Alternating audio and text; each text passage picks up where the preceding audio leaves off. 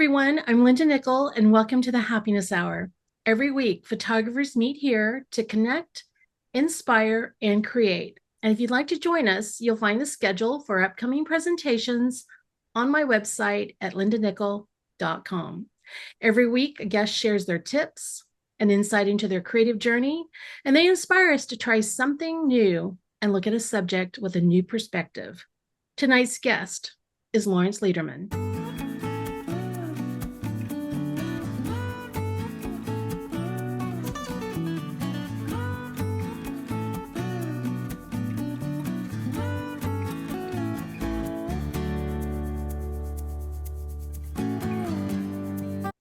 Lawrence is an outdoor, travel, and adventure photographer currently based in Jupiter, Florida. And in tonight's presentation, Conquer the Outdoors, your guide to landscape photography gear, techniques, and adventure prep. Lawrence will help us uncover the secrets to selecting the perfect gear for any environment, from rugged mountains and serene coastlines to arid deserts and lush forests. He'll also discuss innovative techniques that will breathe life into your shots and help you master the art of meticulously planning your photographic excursions.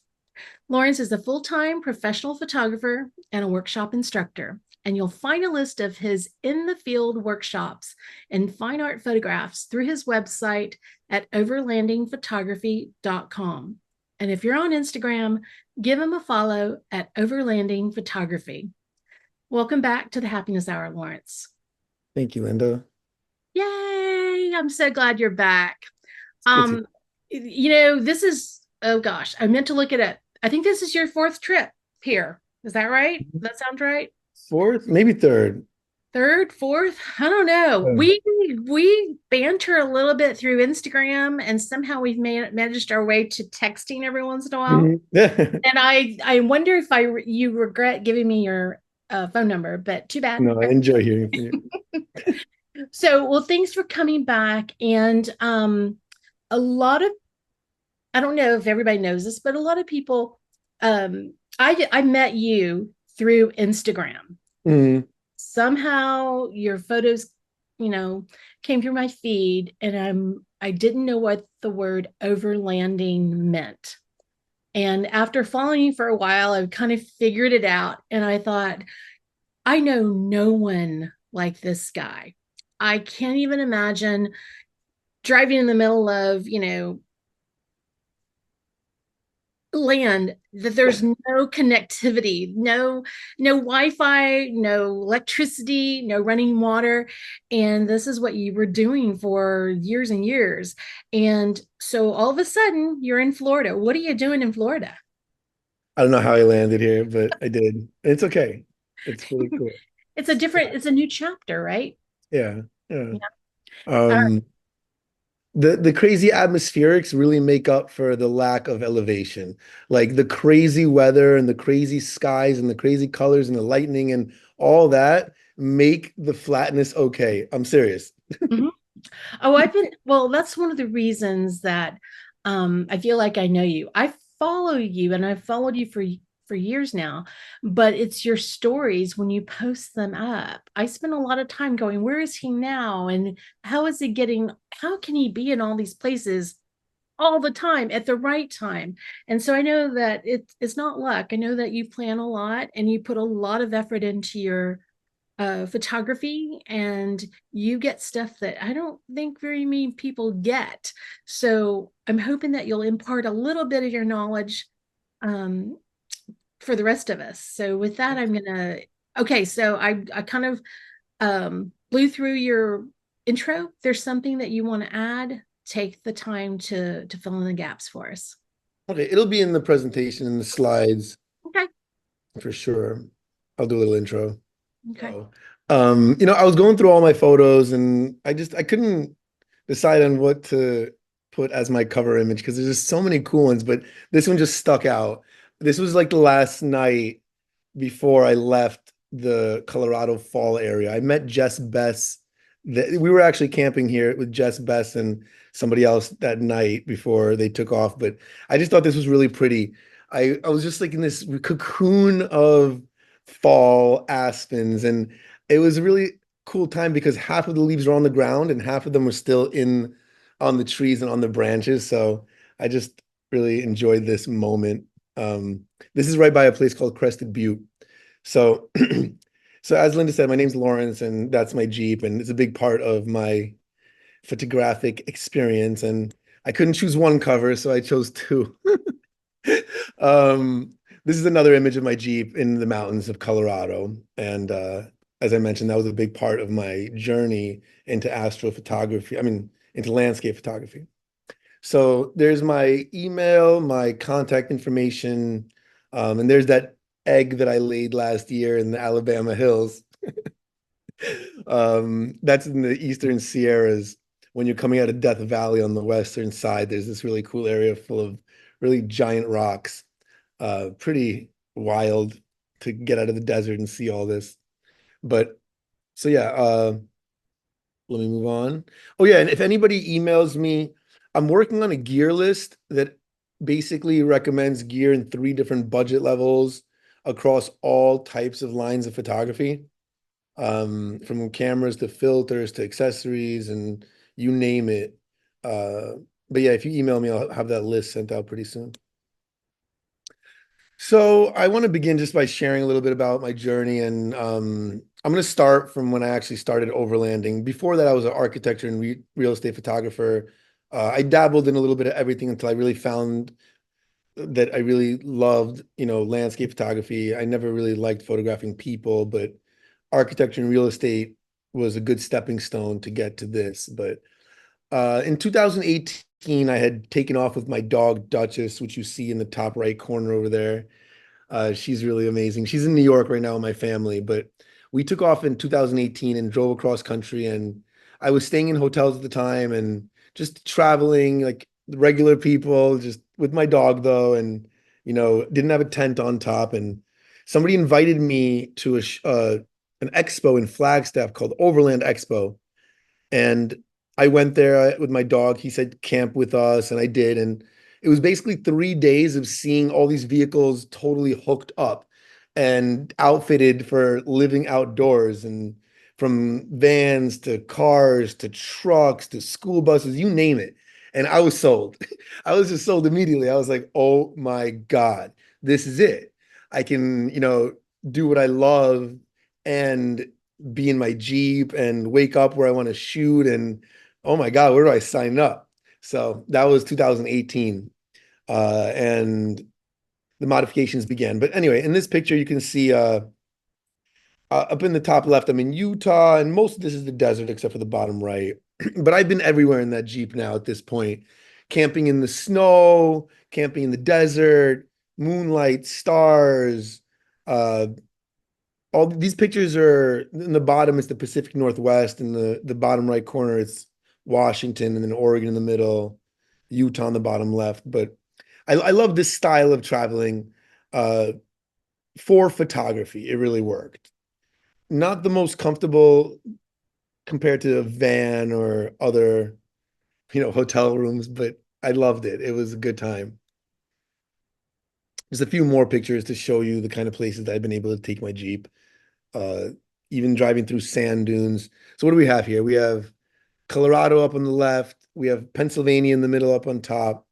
The salt flats, that the moon rising over the Jeep, that's the salt flats out in Utah by Salt Lake City. And then just a bunch, mainly Utah, Colorado, or in Oregon and Washington. That's basically where I would travel. And this is me now, right? This is this is where I am. Lighthouses, palm trees, lightning, and piers. It's kind of basically all I shoot. Mangroves. I stay by the coast, so I don't explore too much inland, especially because it's hot and it's much cooler by the coast. And I'm here because I love the ocean. Again, more turtles, lizards, lighthouses, and piers. But check that out. In the top left, I caught Virga coming out of the sky. Virga is rain that doesn't quite reach ground level. It evaporates on the way. But when it gets lit up like that, it's just unbelievable. And it was dancing. I'm not even kidding. You can see kind of those wavy streaks, but I have this whole thing time lapsed. I think I may have just posted on my Instagram, but I couldn't believe it. I was standing on a lifeguard tower. I set up my camera to shoot a time lapse a half an hour before that happened. So I caught it all. And that's just like, what? Only the third time. And in the top right corner, you can see all those little turtles coming out of the sand. That was the first time I ever saw them. First time I ever saw turtles, I saw 75 coming out of the sand, and I've never seen that since. And I don't know if I ever will, because that was pretty crazy. But as I mentioned, the reason I found that is because a bird flew by with one of them little guys in her mouth. Underneath that, you'll see a big turtle that just laid eggs and went now back to the ocean. Moving on. So this is a screen grab from Lightroom that I took in the map section. I don't know if you guys ever use it. I usually only use it when I accidentally click on something. It's probably the M. I don't know. But this popped up when I accidentally clicked on something and I was like, oh, that's nice. Let me take a screenshot and share it. So this is my annual trip that I've been doing pretty much every year. This year's a little different, but I'll start from New York.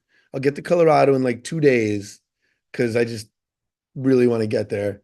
And then for about 2 months, I spend traveling Colorado, Utah, Oregon, Washington. I teach workshops out there and I just love the landscapes. And if you get bored of one, you go to another. And the desert of Utah is next door to the most beautiful mountains of Colorado. In 2 hours, you can be in Moab from like Sneffels Range and the San Juans, maybe 2.5 hours. So it's pretty amazing. Um, so yeah, so when I'm trying, so this is the workshops that I've left. Basically, Colorado sold out, but every year I do those. Next fall, I'll be having a workshop in Utah and two in Oregon so far. A lot of it is based around dark skies because astrophotography is a big passion of mine. And I feel like it just falls under the same category as landscape photography. Okay, so today I'm going to be talking mainly about gear and the gear I use and proper way of using gear and considerations when you're using gear. And basically, everything I'll be talking about is for the purposes of landscape photography. And everything I'll be talking about is used on a tripod, nothing aerial, all ground photography, all on a tripod, and basically best practices. And I think if you have the right gear and you take all the considerations that you need to in terms of the gear you buy for what you do, and then you nail the techniques with the right gear. And then the next step is the planning and the scouting, right? So right gear, right techniques, planning what you're doing, and then just everything comes together beautifully. And I think that, everyone says you can have any kind of gear, any kind of camera, lens, tripod, and it's all about your eye. And yes, that's true.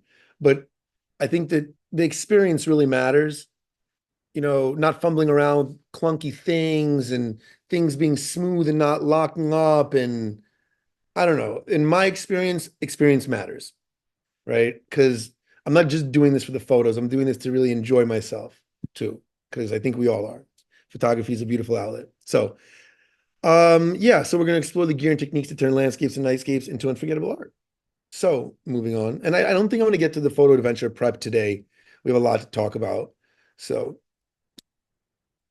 why landscape photography, right? Well, for me, my life just basically started to make sense, and I didn't even realize it didn't make much sense until I found landscape photography, but everything just clicked, pun intended.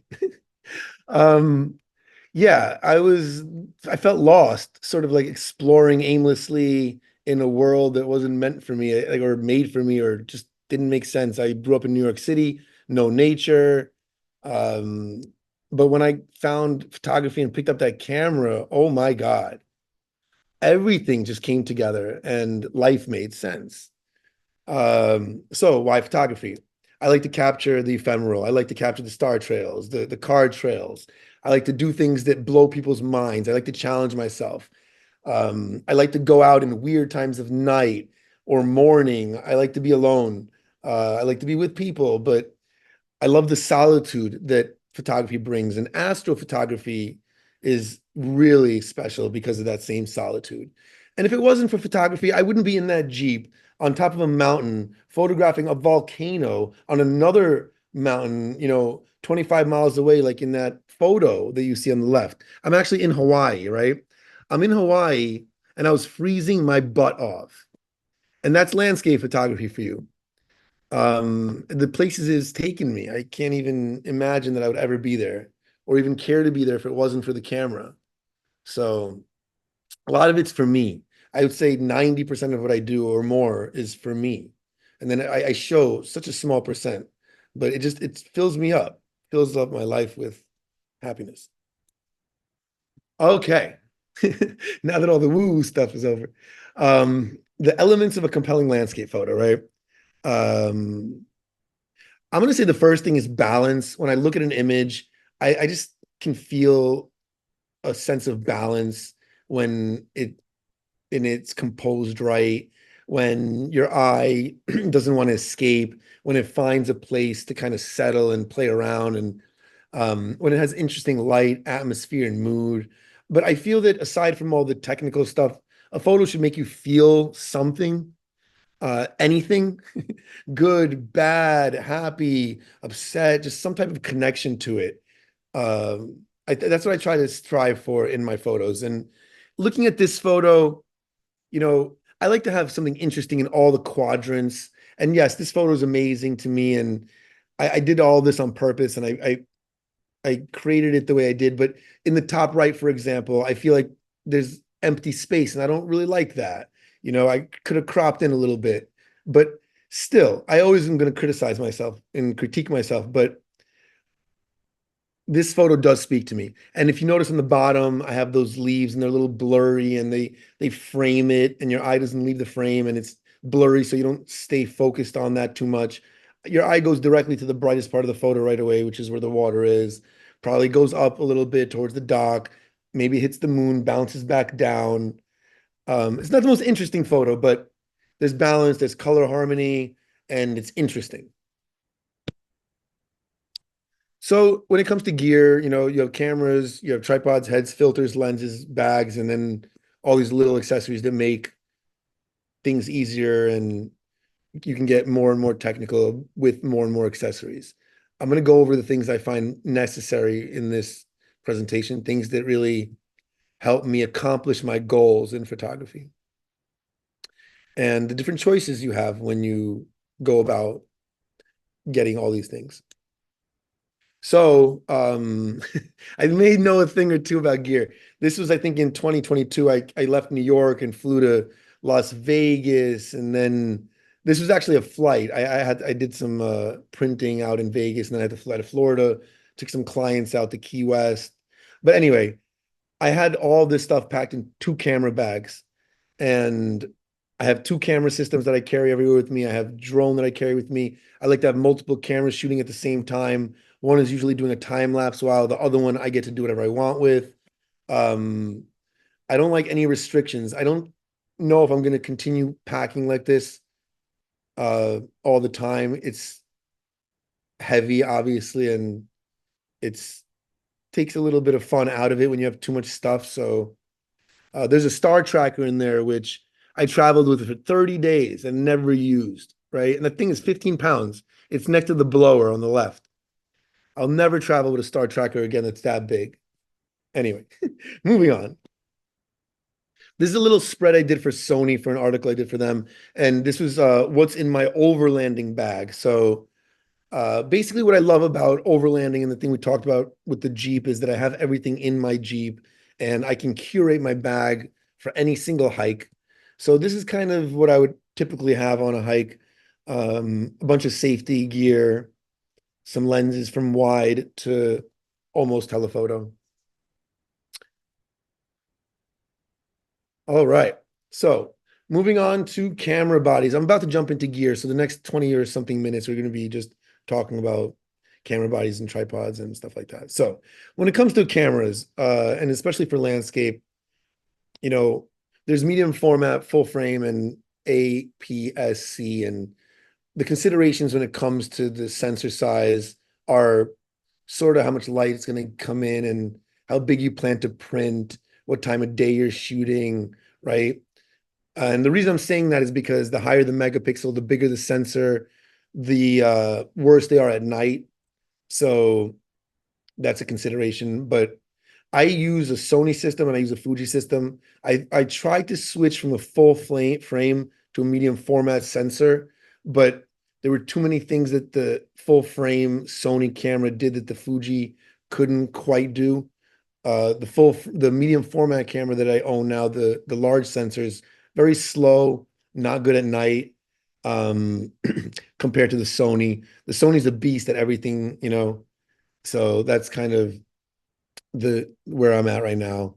But megapixels count if you're printing and if you're cropping, right? So if you really crop in on your images a lot, you might want higher megapixel sensors so that you can do that and have better resolution. Low light performance, as I mentioned, the lower the megapixel, the better quality your images are in the dark. Although larger sensors do allow better low light performance, which is kind of weird, right? So you have to see what works for you in that sense. Speed and focus. So continuous shooting. Are you shooting birds? I know we're talking about landscape photography, but sometimes that does matter, right? If a boat's passing by in front of the sun and I want to nail that boat as soon as the sun crosses right over the top. My Fujifilm buffer is 18 photos. So you're not able to do sports with it. You're not able to do any animal photography. I mean, and even in landscape photography, it hurts me a lot because I do something called focus stacking. We'll talk about that later. And when I'm focus stacking, once it gets to 18 photos, it starts to slow down. And that's a problem for me. So, um, and weatherproofing is very important depending on the conditions you're in. I have personally never used an APS-C crop sensor camera, so I can't comment on those. All right. Camera lenses. What to consider? Primes, zooms. I think that's one of the most important considerations, right? Um, Zooms cover a lot more of a range. They're much more versatile. You can have less lenses in your bag and really cover a whole big range. Primes generally are sharper and have a faster aperture. You can get to 1.4, 1.8, 2.0. Some zooms are coming out nowadays that can do that, but they're very heavy and big. I used to live a very prime life with all my lenses. I used to pixel peep and I used to really care about all those fine details. But, you know, as I talk about a lot, photography is supposed to be fun and you're supposed to have a good time when you're doing it. And when you have seven prime lenses in your bag and you're constantly swapping lenses and it really starts to suck all the fun out of it. And so now I'm slowly backtracking. But when it comes to astrophotography, I must say that I really recommend only prime lenses. Even the 2.8 on the 16 to 35s and the 28 to 70s, you could be doing much better because 2.8 is not even the sharpest aperture on those lenses. So if you had a prime lens that was a 2.0 or a 1.8 and you use that at 2.8, you'd be doing much better than the zoom. But anyway, so that's that. Um, Obviously, focal length matters. It depends on what you're doing, what kind of creativity you want to, what do you want to do with your creativity. Stabilization is a big deal. Are you on a tripod? Are you not on a tripod? For me, stabilization doesn't matter too much. Build quality, weather sealing. I've had sand come into my lenses before, like into the elements. Always boggles my mind how something could be weather sealed, but still allows sand to get inside the glass. I don't know. If anyone knows, please let me know how that happens. Because all my Fuji lenses are weather resistant. Nothing's ever happened except for sometimes they get dust inside. I don't know. All right. So when it comes to focal lengths, there's ultra wide, wide, mid-range telephoto, and ultra telephoto. And I kind of broke them down to the millimeter focal range that I think that they fall in. And when I first started landscape photography, man, everything was shot wide, 16 millimeters, practically everything. My 16 to 35 never left my camera. And that was the start of my photography career in outdoor photography. And then I realized, like, hey, what I'm looking at is not translating. I'm looking at these big, big mountains in the distance, and I'm shooting them at 16 millimeter, and they're coming out tiny, and I knew there was something wrong. So I started going to more of a mid-range focal length for the mountain scenes, and I started to figure out what type of lenses work better and show off what type of environments in a better light. So with the wide angle lens, you can make things bigger than life that are small. You can get really close to something and manipulate it. In that example here, I'm in a slot canyon and I'm like right up in that wall. Whereas if I took like 20 steps back, that whole sea in front of me would be tiny. So it really depends on what you're trying to accomplish. Again, I also really like ultra wide lenses because you can distort reality and pull things and manipulate things and do unusual things. I like to do anything that the human eye can't normally see, you know, make people think, make people look at something twice, be like, what's going on right there? Next is the wide angle, 21 to 35, good focal length. It's the 1X on your iPhones. I think that's 24 millimeters. Standard, good go-to. When it comes to astrophotography, I like 24 millimeters all the way down to about 16. For my astrophotography lenses, I have a 14 millimeter prime, a 20 millimeter prime, and a 24 millimeter prime, right? So those are my general go-tos, 14, 20, and 24. But generally, I'm using the 14 or the 24. The 14 is a 1.8, and my 24 is a 1.4, but I'll never use them at 1.8 or 1.4. They'll always be at like 2.0 because it is sharper and better quality. So next would be, I guess, mid-range. And I do like mid-range for my panoramic work, for my mountain work, for compressing anything. It always looks really good. Next is telephoto. And I just purchased a 200 to 600. So it's actually an ultra telephoto. But I think that when you're a landscape photographer and you're looking at the telephoto focal length range, I think the 100 to 400 is perfect. And you're probably going to have a better f-stop.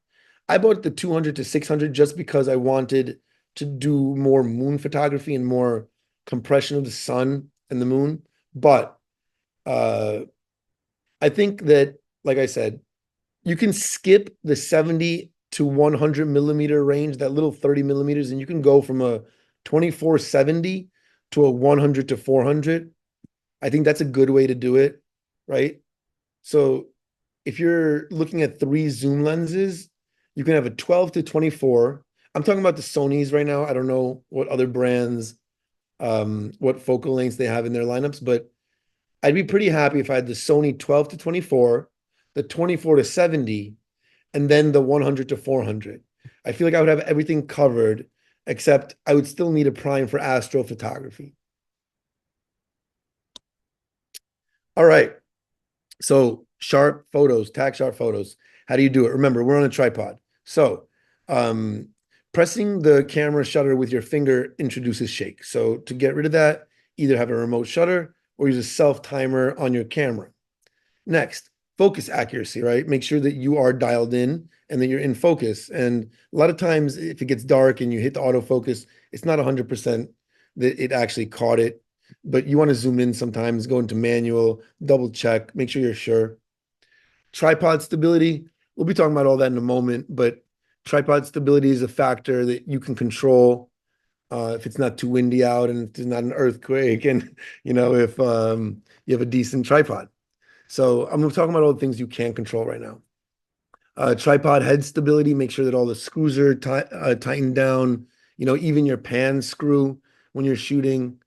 Aperture choice is huge when it comes to sharp photos for 2 reasons, because aperture, controls your depth of field. How much do you want to be sharp? And also every single lens has a sweet spot. So it's good to know that. Check your images. Go online. So many people have done the research. Just look up your lens, look up where the sweet spot is. Okay, next. Depth of field, but that's comes with, the aperture choice, how far the subject is, what the distance is behind that subject. So, and then ISO, right? A low ISO is going to give you sharper images, and a higher ISO is going to look a little blurrier. No one really talks about that, but it's just it that is how it comes down. A high ISO does not look as sharp. Shutter speed, depending on your environment, uh, you might have to change your shutter speed to get sharp images. If something's moving because of wind or not, you might have to bump your ISO higher to raise your shutter speed because you want to get the shot, right? It's not about having a low ISO just to have a clean photo. Sometimes it doesn't matter because you want to get the shot, and that's it. So you have to choose accordingly. With wind affects two things. Wind affects your tripod, your focal, your lens, and the subject in front of you. If there's high wind and you have a big telephoto lens on, it's going to introduce shake to your photo, and you may not even be able to get a sharp photo. I've been in situations where it was just impossible, where I had to pack up and go home, and there was no way I was getting any sharp photo because the winds were just too hard. And, you know, it was dark already, so I couldn't have a fast shutter speed. Anyway, image stabilization. We're on tripods, so that should always be off. I can't even tell you how many nights I cried in bed because of photos that I screwed up because of image stabilization. So I just try to keep it off as much as possible these days. Tripods. Let's talk about tripods. I think tripods are so important, just as important as anything else you buy, because you're getting a good lens, you're getting a good camera, you want a good tripod, and you want a tripod that lasts, you want one that's sturdy, one that, if you accidentally kick it, it's not going to fall over. And I bought bad quality stuff when I first started out photography, and I had to rebuy everything. So if you want to save money, buy good stuff first. I learned that lesson the hard way. I bought cheaper things at the beginning and ended up having to spend more and more as I progressed. And now I'm at a point where I'm happy with everything. And every tripod I had lasts years. My bags last years. And yeah. So moving on. Material. Tripods generally come in carbon fiber, aluminum, or yeah, well, aluminum and carbon fiber. Carbon fiber absorbs shock, so that's a good thing. Carbon fiber is lighter, and I only buy carbon fiber, and I highly recommend that. So it's the best probably for landscape photography because of the shock absorption as well. Height is a big thing. Um, I think height gives you a lot of creative options. Shooting at eye level is what everyone sees. So how do you do things that are different?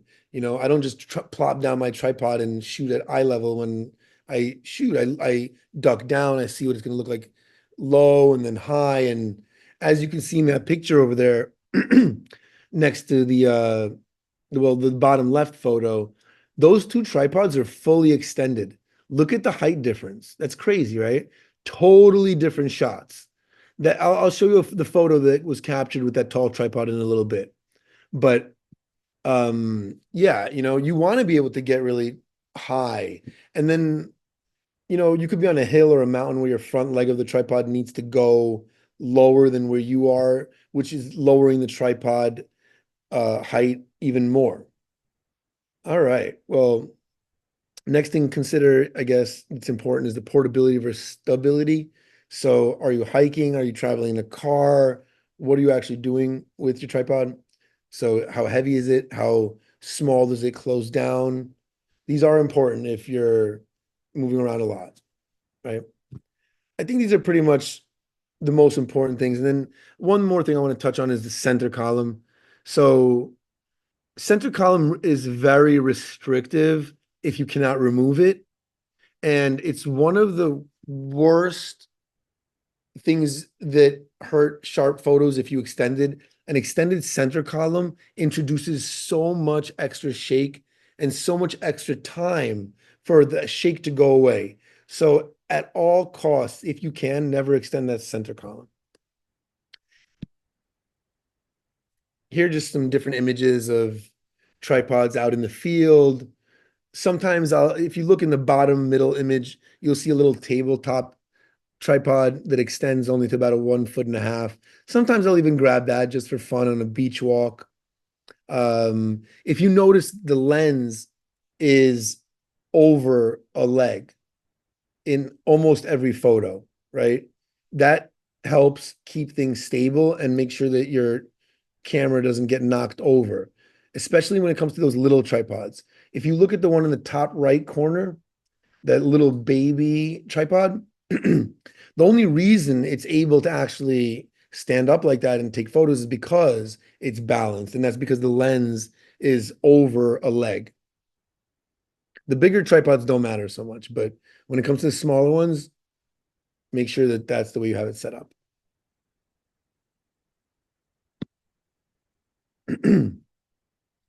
Tripod heads. So I think that when it comes to landscape photography, there's not too many choices, but the type of head you choose really is going to make a difference for what you do. And I'm just going to jump into the photos here and we're going to go through each one of them. So a ball head, that's what I generally use on all of my tripods. And it's particularly that one that you see there. It's the Really Right Stuff BH55. It's very heavy. It's about 1.9 pounds, but I like my stuff to be heavy because I really want my photos to be sharp. I want everything to be stable. I try to balance that weight with stability, and I'm getting better at that, but I still think that you should have good weight to it. So a ball head, that one particularly right there, if you notice on the top, it has a flip lock, which is a quick, easy way to access the locking mechanism, which is not the knob kind that you turn. So I do like those, especially if you're the kind of photographer that shoots really quick. If you notice, there's two knobs on the left there. One is the tension, one is for the panning. You really do want to have that there. And that particular ball head has, I think, the highest tension or the highest strength holding. I don't know the term, but when you turn the knob that tightens the ball head, the strength of it is stronger than any other ball head in the industry. Next, geared head. So I use that for my real estate work, and I would never use anything else. You have full control of each individual axis.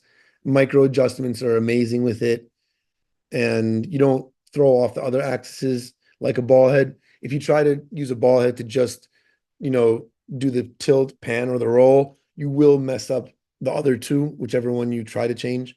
So the geared head's pretty awesome. Another thing I have to say, when I was shooting the eclipse, the annular eclipse and the lunar eclipse and the total eclipse, I had a tripod set up with a ball head and I had a tripod set up with a geared head. And I was trying to track the moon or the sun and the moon, the eclipse. And I was using telephoto lenses. So the moon and the sun would move out of my lens after about 8 to 15 minutes, depending on the focal length I was using. And, you only want to use the center of the sensor because it's the sharpest. Once the moon or the sun start to move to the edge of the frame, you want to put it back in the middle. So it was so easy with the geared head. I knew that one slight turn of the pan axis and then one little turn of the tilt puts it right back into the corner every time it moves out of my frame. So when you're doing stuff like that, it worked pretty well. Next is the pano head.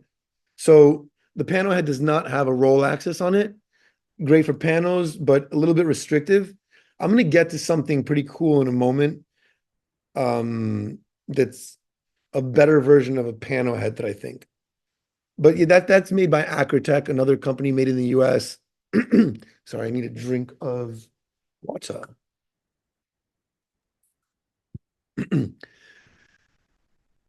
What was I saying? So a panel head's really great, if you are always level and if you're only doing panoramic photography, if you're not trying to do much anything else. But I do like those heads, but we'll get to why there's something I found better in a moment. Next, leveling base. The leveling base is not a tripod head, but it belongs here because it's so important. I use the leveling base all the time, and I'm a panoramic photographer, so it allows me to level my tripod head in seconds. That goes underneath my tripod head every single time, and just level so quick. It doesn't matter how wonky the legs are. Did I get everything there? Yeah. Okay, fluid head. I'm gonna get back to that one in a moment. I'm sorry, I just need some water right here. Okay. So, pistol head. I think those are pretty much not really used anymore. B&H only has like three on their website. All the other ones are discontinued. I don't know any use cases for it. They look pretty cool. I've never used one. So that's that. I just wanted to share with you all the different types that exist. Gimbal heads are pretty cool. They're great for long lenses, great for birding, shooting the moon, and yeah, they have very specific use cases, but mainly for big lenses. The three-way pan tilt head, it's basically like a three-way gear head without like those actual gears. I, it doesn't have that third control, which I think that you really need, like that third handle. So you're panning and you're tilting, but then I'm sorry, you're tilting and you're rolling with those knobs, but then your pan is at the bottom and it just doesn't work out because you want full control if you're going to actually have control. So now we're going to move on to something interesting. Oh, wait, not yet. I'm sorry. Next slide. So ball heads with pano bases. I shoot panoramic photography all the time, as I mentioned, and as a prime photographer, it allows me to do much more with my prime lenses. So my 50 millimeter lens that could only do one little thing before now could do so much more. I can do 1 row panos, 3 row panos, whatever it is. So these are the tools that I need for it. Now that middle ball head with the pan only at the top, pretty useless because you want to be panning at the bottom. If you pan at the top, you can only point straight. You can't point down and point up, so you're kind of stuck. Um, so let's go with the left one, that ball head with the base bottom pan. When you have one of those and you level that with either the leveling base or the tripod legs, you can tilt up or down as long as your camera's level. You have perfect panos. Um, Same thing with the one all the way on the right. I have that one all the way on the right with a top and bottom pan, but I just don't use the top pan ever. So it's just there for looks. All right. Now, the other day, I saw somebody talking about fluid heads on YouTube, and somebody mentioned that they are good for landscape photography. Then I started thinking, like, wait a second, what is a fluid head compared to a ball head, and how could it be good for landscape photography? So I started thinking about it and I immediately bought one because it started to blow my mind when I started to think about what it does. It's basically almost self-leveling. It doesn't, it works with small lenses, big lenses. It's smooth. It has only two axes, which we'll get to, which is the only issue if you need that third one. But when I put my leveling base, which you see here underneath it, I set my camera to be level. Oh, I set that base, I set the head to be level. And then no matter what I do with it, I can go left, right, up, down. The verticals are always vertical. My horizon is always straight. It's unbelievable. It's not jerky. It holds up my lenses so well. I have it right here in front of me. And I mean, I removed that long knob that comes with it. And most people, when they think of a fluid head, they think of video because it is for video, right? That's the main purpose of it. But my goodness, this knob right here on the top unlocks this top pan. The bottom one's always open. I can smoothly move in every direction. I don't need that roll. It's not a part of my photography. And honestly, like I didn't even notice it was missing until later because I just never use it. But you do need a leveling base. For this particular setup, you can't really do anything without it.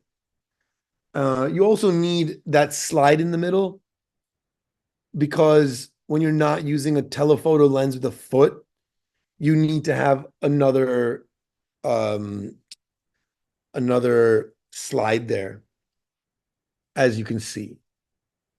But again, Look at how quickly I maneuver from panoramic photography. From landscape to portrait mode and from portrait to landscape, just like I would with any other tripod. And this weighs less than my BH55, right?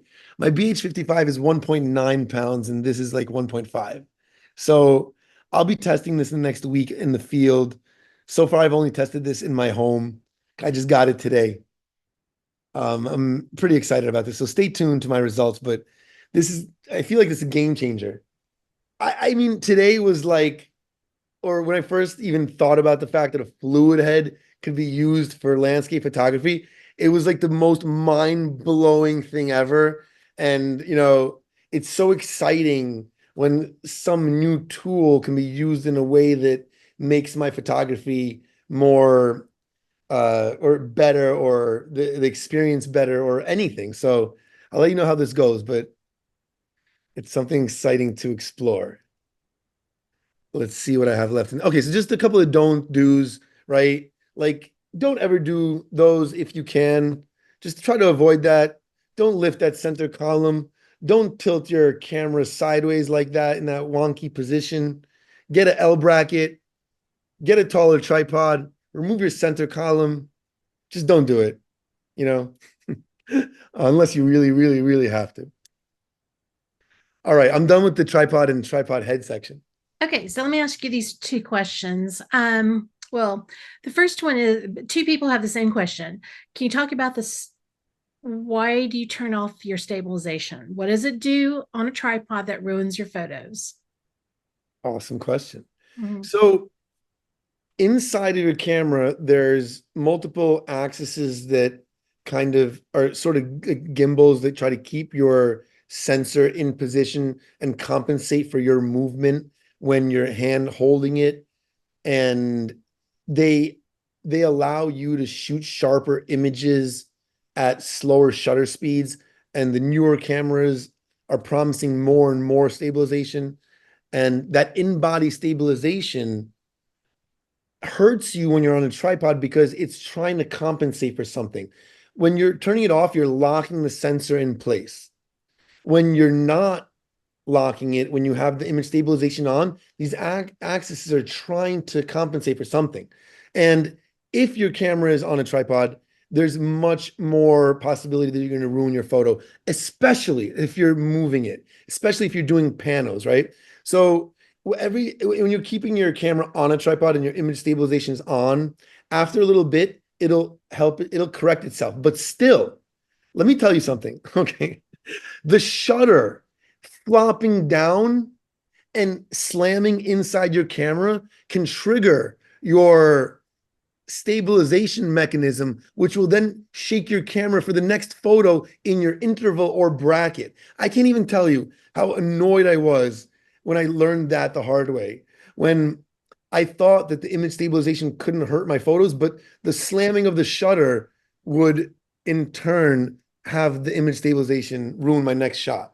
So I think that answers it, right? Mhm. It does. Okay, let me just slide this in here.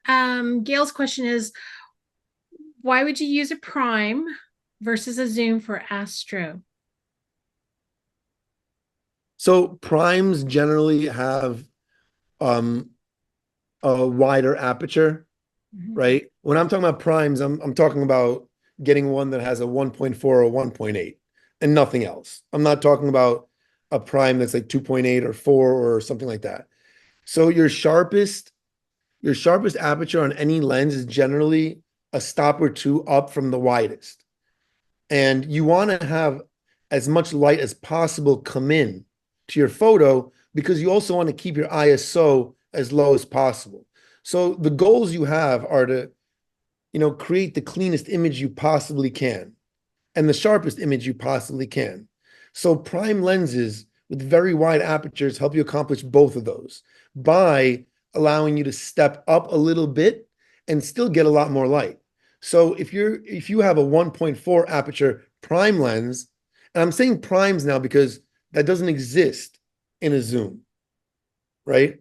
So if I have a prime that's a 1.4 or a 1.8, I'm able to step it up to a 2.0 or a 2.2 to get it even sharper and still have way more light than a 2.8 zoom. That's why. I'll finish the section, then next time we can jump into all the techniques. Yeah. All right, cool. So filters, I use filters a lot. And I get really upset when I don't have my filters with me. My filters are usually hanging from a pouch on my neck.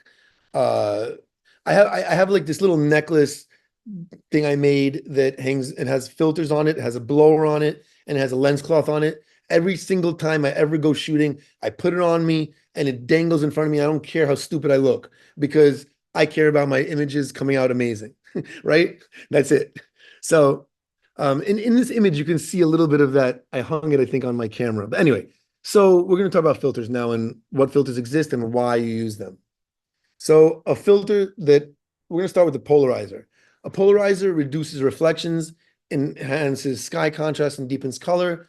I like to use polarizers whenever I'm shooting at the ocean. The polarizer is one filter that you can't recreate in post. It does things that you just can't do in Lightroom or Photoshop where you can with others, right?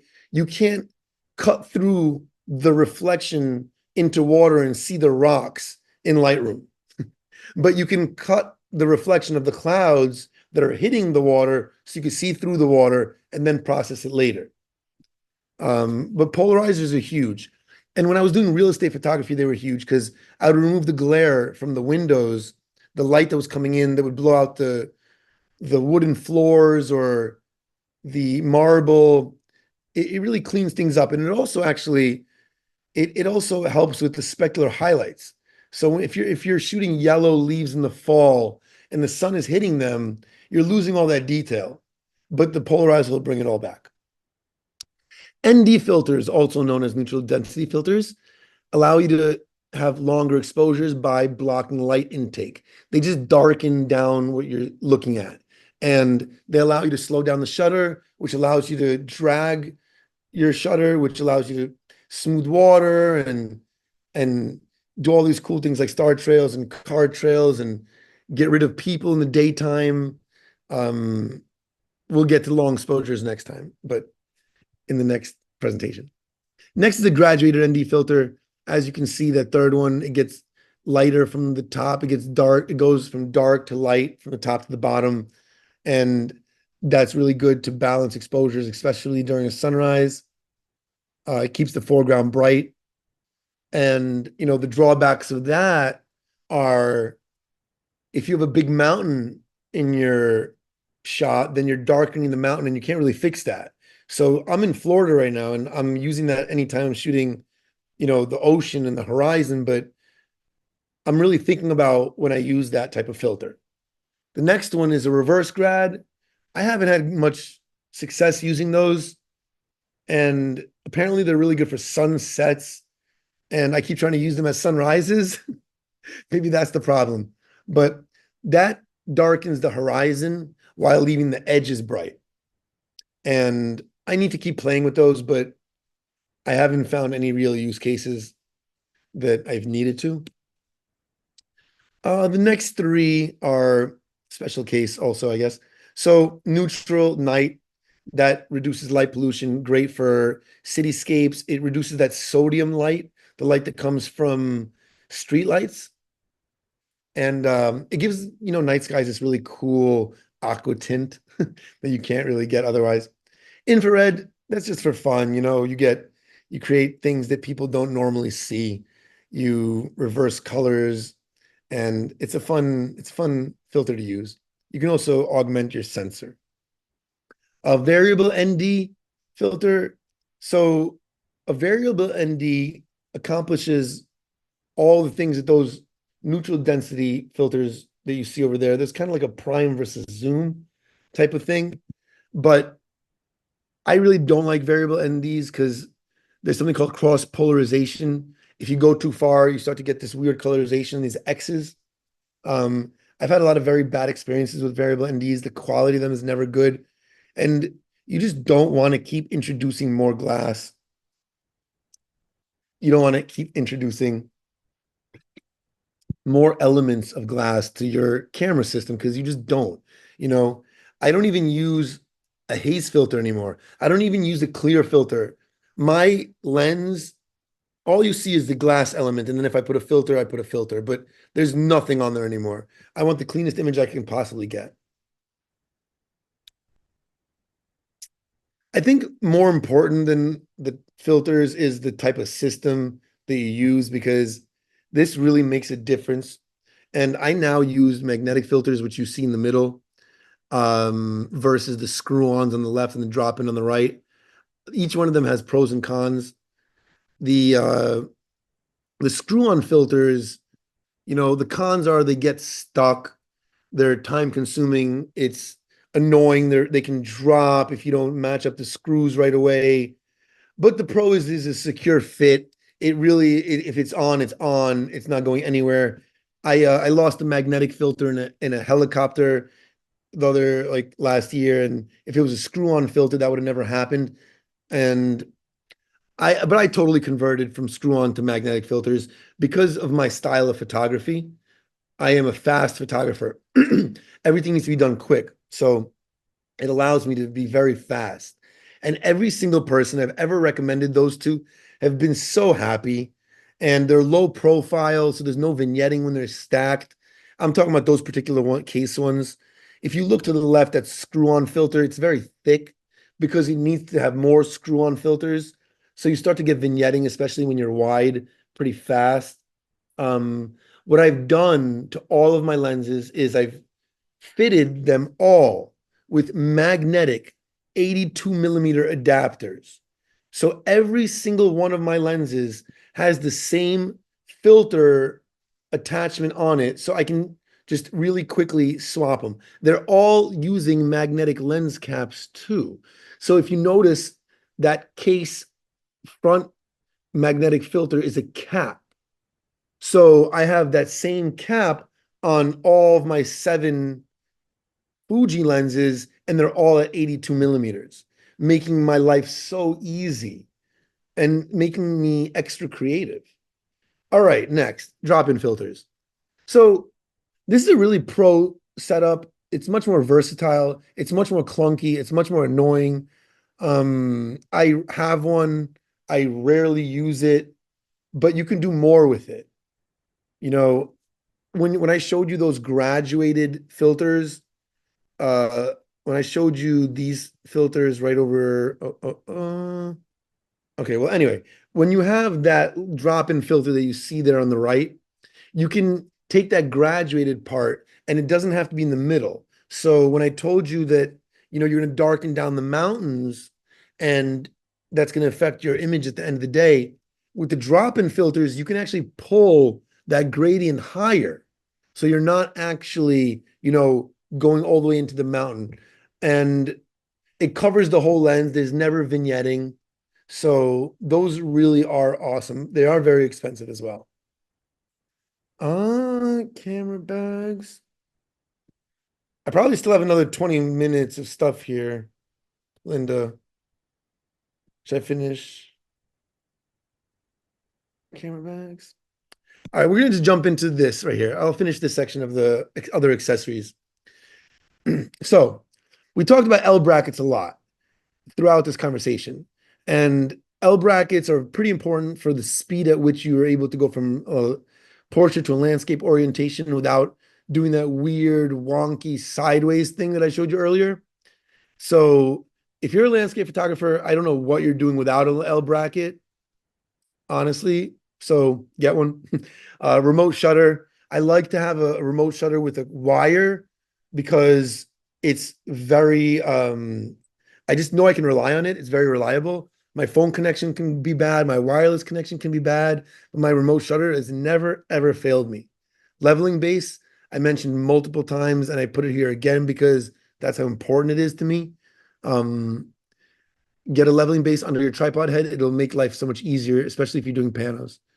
A nodal slide, again, nodal slide offsets the parallax point of your lens, which sounds pretty technical, but what it's really doing is it's just making your panoramic stitching more clean. By pulling back your camera, you're taking the lens and you're putting it over the center of your tripod and not your camera sensor, right? So it's the center of the lens that goes over the tripod or your parallax point and not your sensor. I'll get more into that next time. But just know that the nodal slide makes your panoramic images stitch cleaner and removes something called a parallax point. Extra batteries and extra memory cards are always important to have. And one of these cute little suitcases is pretty cool. I just bought one on B&H yesterday. I haven't gotten it yet. I didn't even know they existed. But yeah, so get one of those. They're pretty cool. Weather cleaning and lights, right? Very important because you go out and you're shooting in the wet environment, and when everything gets wet, you can't do anything but go home. So it's better to avoid that. Once all your cloths are soaked, your shirt's soaked, you can't even use your sleeve to wipe your lens. You're just drenched. You can't do anything but go. So having an umbrella, a towel, a lens, rain cover, and then check these out, guys. I don't know if you can see my screen, but Kimtech Science Wipes. These are amazing, and they're basically tissues for your lens. Nothing flakes off, and you can keep using them, drying your lens and putting them in your pocket and throw them out later. Whereas a lens cloth will soak and get wet, and it's not going to be usable for long, right? So getting these Kimtech scientific wipes really are a game changer. I'm going to jump next to the sensor swab. So, about 3 years ago, I was in Oregon and I opened my lens in a really bad location and I got so much crap in there. And it would have taken me a week or more to send my camera somewhere to get the sensor swab, to get the sensor cleaned. So, what I do, I tried something new. I ordered sensor swabs and I wiped down the sensor myself. And ever since that day, I've never sent my camera in again. So you guys have to get those. Don't be so worried about cleaning your sensor. You drop one little drop of that liquid on the tip of that swab. You go across one time, you flip it, you go across one more time, and you're done. And to make you feel even better, there's a film on top of your sensor, so you're not even actually wiping it. So yeah, they make them for the actual sensor size. So the one you see in that picture are medium format. They have ones for full frame. They have ones for ASPCO as well. Headlamp flashlight should always be in your kit. You never know what's going to happen if you get stuck somewhere. You just never know. It's always good to have one. You can be shooting somewhere remotely and get too excited, carried away. All of a sudden it's dark and you have to walk back to your car and there's alligators everywhere. That may have happened. Um, And then these are very important as well, depending on what kind of trip you're on. Having a GPS satellite device, a first aid kit, multi-tool, those are just always good to have on you, either for yourself or for someone else. I've helped a lot of people on trails that were hurt with my own first aid kit. Water filtration, water or a water filtration system, or both, and snacks are important to have because your trip will be cut short if you're dehydrated or start feeling bad or you start feeling dizzy and don't have anything to drink or eat. So I always have all of these things on me. All right, we're good. Okay. This section. I hope you guys got something out of it. I know we talked about a lot and didn't dive too deep into everything, but a little bit surface level. But I think I covered a bunch of the different tools, and I kind of wanted you guys to just feel what's out there and kind of know what to consider for when you get these things and extra creative measures that you can take now that you know what's out there. No, it was good. I think too, I think I'm not sure exactly who all's in here and what their level is, but there's always somebody that's just getting started. And this is a nice refresher course for me who, I mean, I've been shooting landscape for a while, but it's kind of like, ooh, he's introduced some new gadgets. So I'm all about the gear. So thank you for doing that. Let me ask you, do you do a newsletter? I don't recall. Well, I send out a few times a year all of my workshops, everything I'm doing, and I do some updates here and there. Okay. All right. Well, let me properly thank you. Let me get you to take down your screen. I want to roll through here. I thought there was one little question. Maybe not. Valerie's amen to the L brackets, and I agree with her. I think that's probably one of my favorite tools it just stays on my camera. Yeah. Lots of good information, lots of nice comments. Y'all, thank y'all so much for being so supportive of the speakers in this room. Can I That just is, show you guys something really quick before yeah. we, can you see my screen, everybody? Hmm. So this is a fluid head, right? And the fluid head right now is fully loose, right? Every axis is fully loose. And look at this. This is a pretty heavy lens. It just doesn't like flop over. And I can move it in any single direction, right? Look at this. Isn't that pretty cool? And if I want to lock it down, lock it down. If I actually tighten all of these, I can tighten it to a point where, look at this. Come on. No, Is it I have crazy? one. I Huh? have one actually. It's one of those things I don't take out very often because I kind of forget I have the toy, but it is useful, and I'm glad that you brought that up. Somebody I watched on YouTube years ago, I think it was Hudson Henry, I think that was his name, introduced me to the fluid head. So yeah, it's definitely a game changer. So cool toys. All right. Let me anything you want to close with, Lawrence? Otherwise, I'll close out this session. No, just if you guys want me to send you that list that I'm creating with all the different gear, with all the different budgets, and I'm not doing it just for landscape photography. I'm doing it for everything, from sports to birding to portraiture and you name it. I think there's 13 different categories: astrophotography, real estate photography. I literally made all the different kits for every single genre. Yay. Almost done. Excellent. That's a lot of work. Thank you for doing that. Thank you for coming again and doing another session for us. I so My appreciate you. pleasure.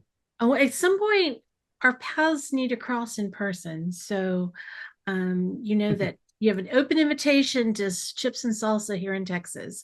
All right. Thank you, Lawrence. And I'll work with you to get you back on the schedule so you can finish out this session. All right. Next week, Heidi Walker will be here to share her presentation, Nature Therapy with Your Camera. Until next time, go out and create something beautiful. And I hope that we see you again soon.